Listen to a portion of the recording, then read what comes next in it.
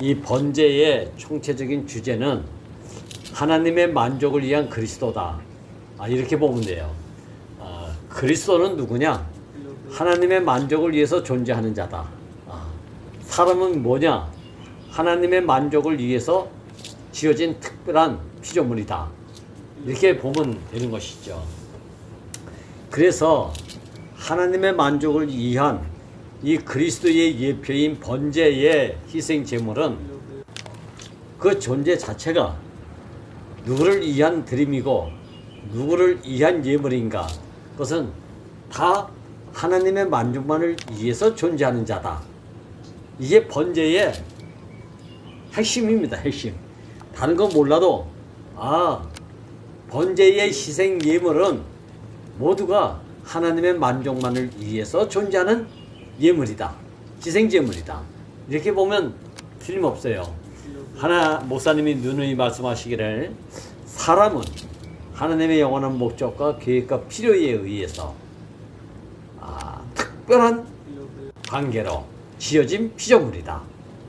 이 피조물은 신처럼 쓰여져도 십자가에 못 박히니까 내려오지 못하고 죽은 사람 예수로서 피조물의 정체성을 보여줌으로 인해서 이 운명, 이 구속 안에서 모두가 한 사람이다.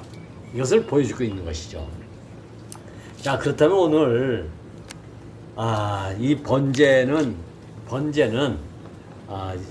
지난 시간에도 얘기했지만 제사는 5가지지만 번제는 가장 기초고 근원이고 첫 자리를 말해주고 있어요. 왜냐면 번제에서 여러분들이 다 아시는 것처럼 다 태우시고 나면 뭐가 남는다 그랬죠? 죄가 남는다 그랬잖아요. 죄와 가죽이 남아요. 죄와 가죽이 남는데 죄는 하나님의 만족하시기에 가장 좋은 바닥 중에 바닥인 상태가 죄라는 걸 보여주고 있죠. 자, 이 죄가 빚어져 가지고 어떻게 된다? 하나님의 형상의 사람으로 이렇게 발전돼 가는 것을 우리가 보죠. 흙먼지로 빚어서 하나님의 형상과 모양의 사람으로 지으셨다. 이 말은 하나님이 처음 시작의 자리는 흙먼지고 번제에서는 죄로 표현되고 있어요. 이 죄의 자리가 목사님이 말씀하셨던 바닥 중에 바닥에 한 재료고 이 재료로 지어진 것이 바로 가죽을 돌려받은 사람이나 하나님의 형상과 모양으로 지어진 형상의 사람, 모양의 사람이나 같은 내용을 담고 있는 것이죠. 그래서 하나님이 흙으로 사람을 지으시고 생기를 불어넣어 산혼이 됐다. 이 사람을 보고 하나님이 심히 보시기에 만족해서 안식하셨다. 이 말씀이나 여기서 다 타고 남은 죄나 돌려받은 가죽을 통해서 하나님은 가장 만족하셨다. 그래서 번제의 내용의 총체적인 것은 하나님의 만족만을 위해서 존재하는 또 성기는 드려지는 예물 중에 예물이 바로 번제의 희생제물이다. 이렇게 보면 틀림없는 것이죠. 그래서 번제 없는 화목제는 없습니다. 번제 없는 소제, 반드시 소제를 드리려고 하거든 번제물 위에 소제를 드리게끔 돼 있어요. 그러니까 번제 없는 소제가 없고 소제 없는 화목제는 있을 수 없다. 이 얘기는 번제 없는 화목은 절대로 올 수가 없다. 자, 그러니까 우리가 사람과 사람, 하나님과 나의 관계가 화친하려고 한다면, 화목하려고 한다면, 화목부터 하려고 하면 안 되죠. 뭐부터 있어야 된다? 너를 만족해 하는 번제의 희생제물에서 나는 죄로구나. 죄가 돼야 하나님의 형상의 사람으로 새 사람의 삶을 비로소 살게 되는구나. 이것이 바로 번제의 내용인 것이죠. 그러니까 이 구속복음의 이 말씀이 너무 일치하는 거예요. 보니까 가죽을 돌려받았다는 얘기는 새 사람의 형상으로서의 삶을 살게 됐다. 옛날엔 옛사람의 형상을 가지고 살았다면 나타나는 것보다 옛사람만 나타났어. 근데 이 가죽조차도 옛사람으로 표현했던 가죽이지만 그게 없으면 새 사람이 돼가지고 이 새 생명에 하나님이 나타날 데가 없어. 자, 이것이 인생에게는 놀라운 축복이고 복 중에 복이고 은혜 중에 은혜가 아닐 수가 없다. 이걸 우리가 볼 수가 있는 것이죠. 저는 여러분들에게 레위기 말씀을 하면서 교재도 중요하고 이론도 중요하고 논리적으로 쫙 짜여져 있는 틀도 중요합니다. 근데 가장 중요한 것은 그러한 레위기에서 말씀을 전하고자 하는 그 메시지에 나 자신이 희생제물이고 번제물이고 소제물이고 마지막 날에는 하나님이 만족하시고 안식하셔서 그 사람에게 복을 줄 수밖에 없는 화목제의 인생을 살아내지 않으면 아무리 좋은 논리적이라도 이건 지식으로 끝나가 버리고 말죠. 나 자신이 이 삶이 되어야 하나님이 레위기 책을 보고 만족하시는 것이 아니라 그 내용의 증인으로서의 삶을 사는 번제의 인생을 통해서 만족하신다. 안식하신다.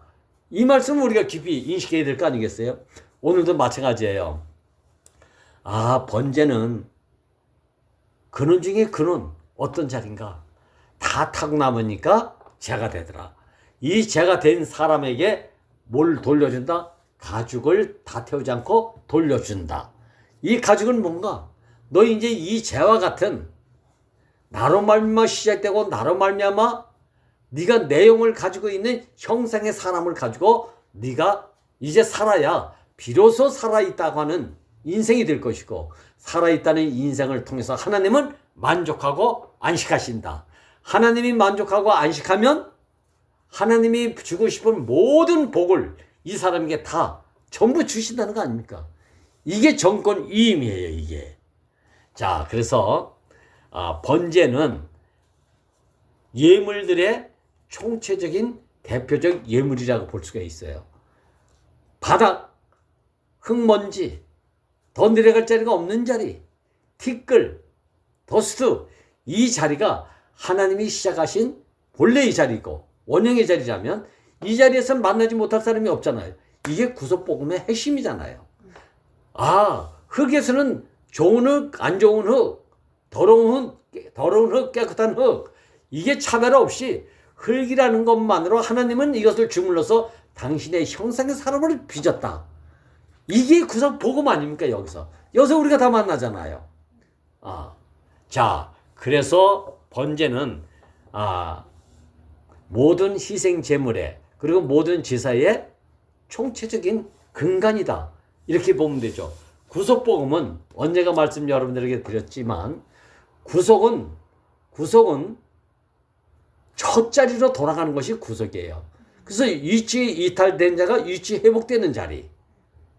이것은 재료 창조가 잘못 쓰여지던 자리에서 쓰여지던 게 다시 건축을 위한 재료로 회복됐다. 이런 의미를 가지고 있어요. 물론 포괄적인 개념 안에서는 구원이라는 말이나 구속이라는 말이나 함께 쓰여지지만 통상적으로. 그러나 우리는 이것이 구별될 필요가 있어요. 이 번제 위에 소제가 있고 소제 위에 화목제가 있다는 거예요. 사실 이 세 가지 제사만 있으면 됩니다. 레위기에서 말하고자 하는 제사에 5가지가 있지만 사실은 이 3가지가 가장 기본이에요. 번제 위에 소제가 있고 소제 위에 화목제가 있다. 그건 끝난 겁니다. 근데 화목을 이루고 나서 살다 보니까 우리 안에 뭐가 온다? 부지 중에 감정이 솟구치기도 하고 원하지 않는 일이 발생돼가지고 서로 오해가 생기고 이런 것을 어디서 알게? 화목 안에서 생명의 빛 가운데서 이것이 비로소 아이고 내가 여기서 좀 먼지가 묻었구나. 자, 이것을 보게 됨으로 인해서 물로 씻어 말씀으로 깨끗게 해서 하나님 앞에 영광스러운 교회, 영광스러운 신부로 세우시려 합니다. 라는 말씀을 성취하기 위한 하나의 부수적인 제사가 바로 속죄제, 속건제가 있어요. 그러니까 속죄제와 속건제는 화목제 이후에 나타나는 것이지 화목제 전에 있었던 제사가 아니에요. 이것이 잘못돼가지고 일반 기독 종교는 어떻게 돼요? 교회 가면 속죄제부터 드리라고 한단 말이야. 속죄제 뭐죠? 잘못했는지 안 했는지 모르고 무조건 회개부터 해야 돼. 근데 하나님은 레위기에서 우리에게 딱 제시해 주는 것이 죄를 먼저 회개하는 것이 아니라 하나님의 만족을 위해서 지어진 자로서의 삶을 네가 온전히 알고 살아야, 알고 쓰여져야 하나님이 만족하시고, 하나님이 만족이 되면 나를 만족하게 한 너를 비로소 복을 주신다. 이 말씀이 창세기 1장 2장에 있는 말씀이고 레위기에서 지금 우리에게 아주 사실적이고 확실하게 우리에게 지금 제시해주고 있는 거예요. 이게 바로 십자가에 못 박혀 내려오지 못하고 죽은 사람 예수의 죽음은 어떤 죽음인가? 피조물로서 죄가 된 사람이란 말이죠. 이 안에 포함되지 않을 사람이 없다. 그러니까 번제 안에서 누구든지 번제단에서 다 태워지면 다 죄가 된다. 그럼 죄가 된 것으로 끝나냐? 아니에요. 죄가 된 사람에게는 하나님이 비로소 표현될 수 있는 형상의 가죽을 돌려줘요. 그래서 가죽은 절대 태우지 않아요. 가죽은 드린 자에게 마지막에 되돌려준다. 이것은 바로 너는 이제 이전 것은 다 지나간 그리스도 안에서 새 피조물이다. 이걸 우리에게 지금 주어졌다 이 말이에요. 이 새 이름을 가지고 우리가 살아야 되지 않겠습니까? 받는 죄인으로 어떻게 살아 우리가. 참 이 레위기 말씀이 너무 상큼하고 너무 시원하지 않습니까? 그러니까 이게. 그리고 조금 전에 말씀드린 것처럼 이 번제 이에 이 고운가루로만 있으면 안 되잖아요. 제가 재료만 있으면 안 된다고 그랬죠. 건축 재료가 건축 재료로만 있으면 안 되잖아요. 집을 짓기 위해서 건축 재료가 수집이 됐으면 짜여져야 되잖아. 연합이 돼야 되잖아. 건축이 돼야 돼야. 그래야 함께 살 수 있는 집이 마련되잖아요. 이건 성막의 한 예표라면 결국은 어디밀 할 때는 호남밀, 영남밀, 제주도밀, 미국밀, 영국밀 다 출생 이름과 출생지가 다 있어. 여긴 님이라고 내밀하고 좀 다른 것처럼 아주 의시되는 게 있어. 근데 가루가 되면 출신 성분이 다 사라져. 이게 태워지고 난 이후에 재라면 이 재는 곧 밀가루와도 같아서 비로소 반죽이 된다. 그래서 번제 이의 소제 이에 화목제가 온다는 말씀을 계속 제가 이렇게 되풀이해서 지난 시간 신명기 했죠. 되새김하기 위해서 이 말씀을 들어야 된다는 것이죠. 자, 그리고 나서 이 번제를 드릴 때 어떻게 하라고 그랬습니까? 여기 성경 말씀을 제가 잠깐 보겠습니다. 이스라엘 자손에게 고하여 이르라. 너희 중에 누구든지 여호와께 예물을 드리려거든. 예물은 뭐죠? 상대방의 기쁨을 주기 위한, 만족을 주기 위한 선물이라는 의미에서 예물이라고 하는 거예요. 결혼식 할 때 우리가 예물을 주고받죠. 신랑은 신부에게, 신부는 신랑에게. 왜? 서로 이제 나는 당신만을 기쁘게 하기 위한 삶을 살겠습니다라고 하는 한 예표가 예물을 주고받는 거예요.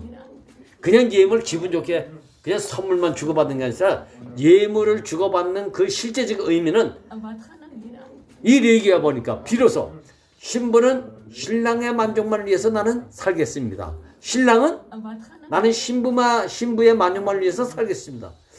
이게 상호 만족이잖아. 상호 만족이 되면 상호 안식이 되고, 상호 안식이 되면 서로에게 나만 복 받자 이런 게 아니고 상호 복을 주는 사람이 된단 말이죠.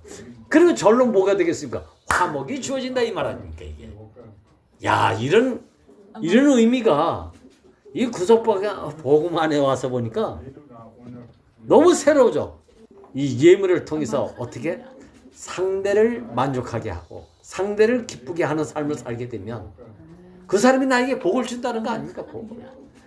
그런데 놀랍게도 이 구속복음 안에서 와 그러니까 하나님이 가장 만족하고 안식할 수 있는 그 사건이 십자가에 못 박혀 내려오지 못하고 죽은 예수 안에서 모든 인생은 이 삶을 살아야 된다는 것을 갖다가 포함해서 우리에게 전시시켜 주셨다. 여기서 우리 인생의 존재를 다 한 사람 안에서 한 새 삶을 살다는 것을 갖다가 우리에게 보여주고 있는 것이잖아요. 야, 그리고 예물이라는 말은 조금 전에 말씀드린 것처럼 실제적인 원어상으로는 교통한다라는 의미를 가지고, 그러니까 예물을 주문해서 마음이 기쁘니까 주거니 받거니 주거니 받거니 한다. 이게 교통이에요. 이게 친교잖아요. 주니까 받고 받으니까 주고 먹여주니까 먹고 먹으니까 또 누구에게 먹여주고. 그래서 말씀하는 자와 말씀 듣는 자가 하나다. 이 말씀이 여기서 나온 거예요. 그게 나온 말씀이 아니야 이게. 그래서 예물은 교통한다. 내가 하나님께 예물로 번제를 드리게 되면 하나님이 만족하고, 만족하면 우리에게 새 피조물의 형상 가죽을 돌려준다. 할렐루야. 이거 얼마나 놀라운 축복입니까 이게. 우리 인생에서 만족은 뭐죠? 내 안에서 온전히 하나님이 표현되고 하나님이 나타나고 하나님의 생명만 영광스럽게 나타나면 우리 안에 어떠면 간직 어느 날 내가 시원하게 내가 해놓고도 내가 시원한 때가 있죠. 기쁜 때가 있어. 그럴 때는 어떤 마음이 들어갑니까? 표현할 것을 다 표현하니까 아이고 이제 난 죽어도 여한이 없다. 이렇게 간직을 한단 말이죠. 이건 지고의 선물을 받은 사람의 간증이죠. 고백이고. 이런 고백을 매일 하면서 산다. 이건 얼마나 축복이겠습니까? 몸은 뭐죠? 목욕 한 번만 하면 깨끗해. 그렇잖아. 예수님이 제자들의 발을 씻어줄 때 아유 선생님이 어떻게 제 발을 씻을 수 있습니까? 황공무지입니다. 절대 이러지 마십시오. 하니까 내가 내 발을 씻어주지 않으면 너하고 나하고 상관이 없다. 상관이 없다는 얘기는 뭐죠? 너하고 나하고 생명에 연결이 되어지지 않으니까. 이거 얼마나 끔찍한 얘기입니까? 그러니까 베드로가 욕심은 많아가지고 선생님과 같이 살고 싶어서 그럼 목욕까지 좀 시켜주세요.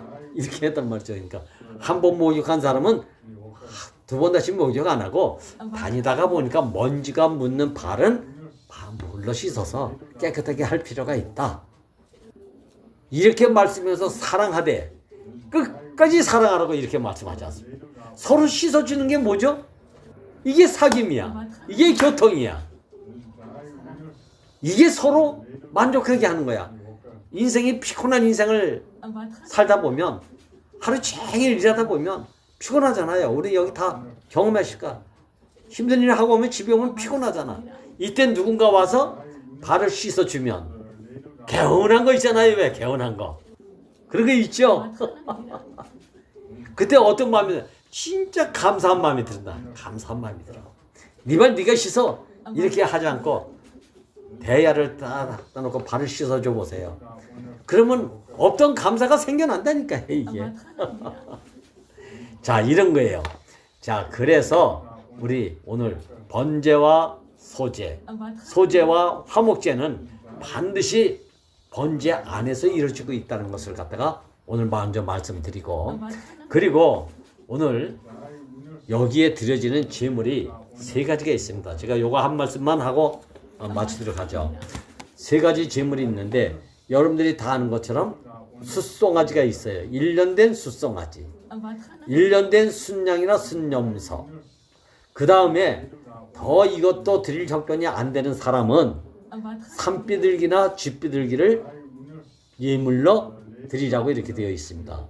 이 세 가지 예물은 번제물의 이 예물은 큰 의미가 있습니다. 자, 송아지를 드린다는 얘기는 우리가 예물로 인해서 만족하다, 기쁘다, 참 감사하다, 은혜 중에 은혜다, 이런 것은 자기 인식과 관계가 되어 있습니다. 우리가 어느 날 똑같은 말씀을 들어도 자기 상태와 자기 인식이 큰 뼈가 있어요. 크게 확 밀릴 때가 있어. 죽어도 이 자리는 잊을 수가 없구나. 이 자리가 있어. 이게 바로 가장 큰 송아지의 예물로 자기 자신이 뜨거워질 때가 있어. 인식될 때가 있단 말이에요. 자, 그래서 송아지의 예물로 하나님을 만족해 해야겠다라는 마음이 들었을 때에 이 송아지의 예물은 그 실제가 뭐냐? 크다는 게 뭐냐? 가난하고 부유함으로 여긴 말씀하셨지만 그것도 물론 틀렸다고 할 수는 없지만 가장 중요한 것은 송아지의 예물로 자기가 인식되고 이것을 드려야만 되겠다라는 마음이 드는 것은 뭐와 관계가 되어 있냐면 그리스도 안에서 출생된 실제를 여기서 보여주고 있는 거예요. 출생보다 더 기쁜 게 없잖아요. 생일보다 더 기쁜 것도 없어.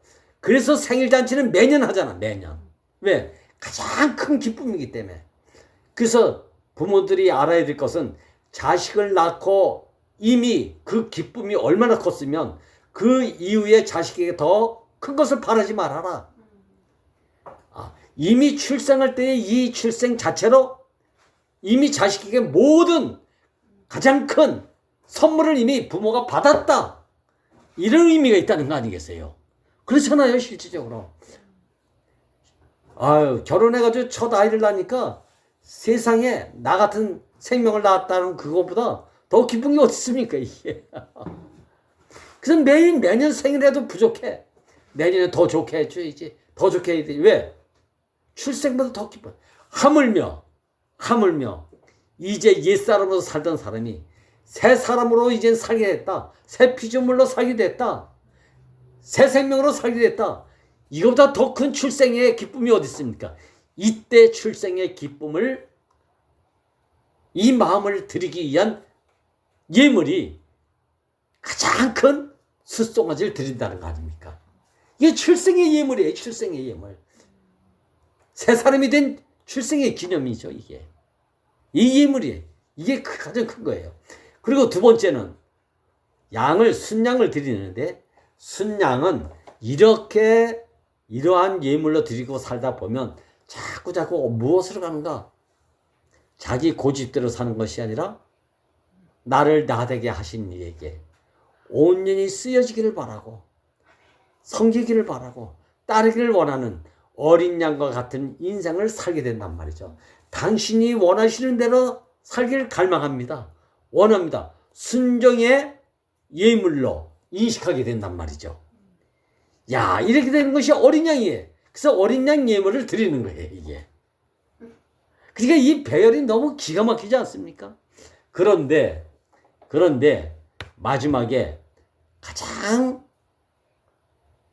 아무것도 아닌 그자로 발견된 것밖에 없는데 아무것도 아니고 아무것도 가진 것이 없고 내세울 것도 없는 이 운명을 발견한 사람은 드릴 것도 없어.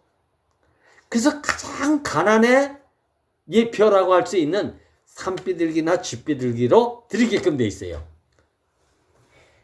산비둘기, 쥐비둘기 잡아가지고 먹을 게 뭐가 있겠습니까? 이건 힘이 없어가지고요. 목을 비틀어서 다른 건 뭐 안수하고 뭐 이렇게 해서 목 따고 피 내고 뭐 가지도 먹지고 그러죠. 이 새는요 너무 약해가지고 자기 스스로도 못 준대. 송아지나 양은 가지고 온 사람이 안수하고 가지고 온 사람이 잡습니다. 가지 뻗지고 뭐 해체 작업은 제사장들이 도와줘요. 근데 놀랍게도 새는 가지고 오긴 내가 가져왔는데 자기 스스로 죽이고 잡을 힘이 없어가지고 100% 제사장이 잡아 죽여야만 예물이 될 수 있는 존재. 남의 손에 죽어야만 되는 예물의 한 존재가 비둘기라는 얘기 아닙니까? 그러니까 비둘기는 스스로 죽고 싶어서 죽는 것도 아니야, 이거는. 그래서 100% 처음부터 마지막까지 이 비둘기는 제사장 손에서 목이 비틀어져 죽고 날개 쪽지가 찢어지고 먹통이 따지고 아주 잔인하기 짝이 없어. 근데 표현은 이렇게 되어 있지만 뭔 힘이 있습니까? 그냥 도구가 필요 없어. 제사장 손이 목을 탁 비틀고 날개 쪽도 쫙 찢어버리고 털도 막 뽑고 먹통도 끊어내고 누구 손에? 100% 제사장 손에. 야, 그 비둘기는 뭘 말하고 있냐? 아무것도 할 수 없고 아무것도 가진 것이 없고 아무 능력이 없기 때문에 100% 누구의 손에 의해서 죽기도 하고 살기도 할 수밖에 없는 그 존재의 마지막 예물이 십자가에 못 박혀 죽은 사람, 예수와 같은 운명의 실제가 한 예표로 비둘기의 죽음을 여기서 묘사. 그래서 저는 숫송아지도 좋고 염소도 좋고 양도 좋지만 저는 이 비둘기의 죽음이 너무 시시하잖아. 너무 힘이 없잖아. 뭘 내놓을 게 없어. 버틸 힘이 없어 정말로. 난 소 잡는 데 가봤거든요. 소 안 들어가려고 버틸더라니까. 눈물 흘리면서 도살증에 들어가는 거 내가 봤거든요. 이야. 근데 비둘기 그럴 힘도 없어. 영 단번이야 정말 영 단번이야. 죽여지는데 과정이 복잡하지 않아. 간단해. 내려오지 못하고 죽으니까 간단하지 않습니까? 단순하고. 야, 저는 오늘 이 세 종류의 예물을 통해서 숫송아지는 그래도 남길만한 가죽이 있지. 타고나면 그래도 뭔가 뭐 피라도 갖고 들어갈 게 있지. 이 비둘기는 누구 말도 쥐뿔도 없어. 쥐뿔도 없어. 이야, 자랑할 이름이 아무것도 없어. 근데 이 운명 안에서 우리는 뭐가 온다? 저 비둘기 같은 운명 안에서 십자가에 못 박혀 죽은 사람 예수를 보게 되고 이 예수를 보게 됨으로 인해서 피조물의 인생의 운명적 이치를 밝게 알게 됨으로 인해서 야, 우리는 딱 이 자리에서 만나는구나. 아, 저는 숫송아지와 어린 양은 흠 없는 것으로 드리게끔 딱 명시가 되어 있습니다. 근데 여기 산비둘기나 비둘기는 흠이 있냐 없냐 뭐 이런 것도 별로 얘기도 없어. 언급이. 그러니까 뭐야, 잘난 것도 없고 못난 것도 없고 사람이면 된다, 비둘기면 하나님이 만족하시는 예물이 된다, 이거 아닙니까 이거. 야, 저 아주 정말 감사하네. 감사해. 이 번제 이 제물을 통해서 제 인생이 너무 확실하지 않습니까? 이 세 가지 제물이. 소, 양은 넌 소냐? 난 양이다. 근데 이 비둘기는 뭐 비교할 대상이 없어. 야, 그냥 사람이면 된다. 저는 오늘 예물 중에서 여러 가지 예물이 있지만 대표적으로 숫송아지. 이건 가지고 온 사람이 안수하고 죽이고 가죽 벗기고 이것은 이제 나중에 태우고 뭐 씻고 뭐 이럴 땐 제사장의 도움을 필요로 해요. 양도 그렇고. 그러나 비둘기와 산비둘기는, 쥐비둘기는 전혀 자기가 한 내용이 없어. 일방적으로 누구 손에 의해서 100% 제사장 손에 의해서 먹통이 끊어지고 목이 따지고 날개 쪽지가 찢어지고 이래서 태워지는 것.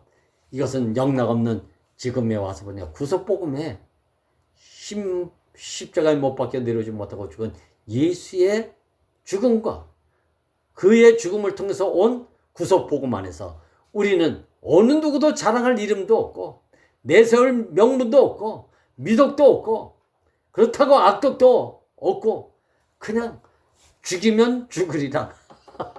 죽으면 죽으리라. 야, 이거 존심도 없어. 어찌보면 존재감도 없어. 근데 하나님은 여기서 무엇을 우리에게 계시해주나? 참, 마지막에 보잘것없는 저것도 예물이라고 하겠냐? 그래도 양 정도는 돼야 되지. 저 비둘기는 뭐 어디 저것도 예물이냐? 아무도 함께하지 않을 이 비둘기에서 우리는 지금 뭘 보고 있는가? 십자가에 못 박혀 내려오지 못하고 죽은 사람 예수로 말미암아 구속복이 왔다고 하는 모든 사람의 정체성을, 모든 사람의 피조물의 위치를 밝게 알게 하신 주님이 얼마나 감사한지. 이게 번제 희생제물의 가장 중요 포인트입니다.